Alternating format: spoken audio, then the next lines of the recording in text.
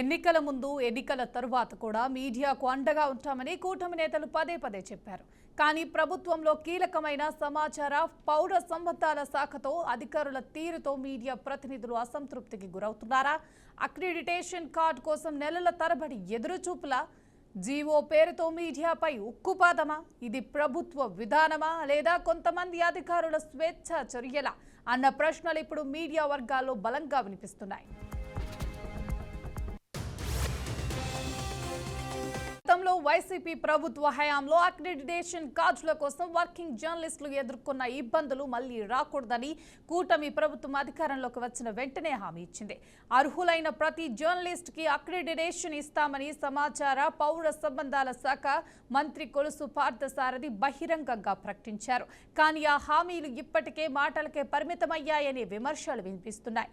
మీడియాతో సంబంధం లేని అధికారులే అక్రిడిటేషన్ జీవో రూపకల్పనలో కీలకంగా వ్యవహరించి కేబుల్ ఛానల్స్, న్యూస్ ఏజెన్సీలు, స్థానిక మీడియాను పక్కన పెట్టేలా మార్గదర్శకాలు రూపొందించారని ఆరోపణలు వినిపిస్తున్నాయి.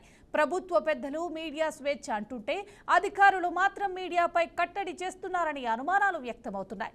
ఇప్పటికైనా ప్రభుత్వం స్పందించి సమాచార పౌర సంబంధాల శాఖను ప్రక్షాళన చేస్తుందా?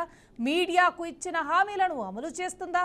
లేదా ఈ అసంతృప్తి మరింత ముదిరే దిశగానే పరిణామాలు సాగుతాయా అనేది ఇప్పుడు చర్చనీయాంశంగా మారింది.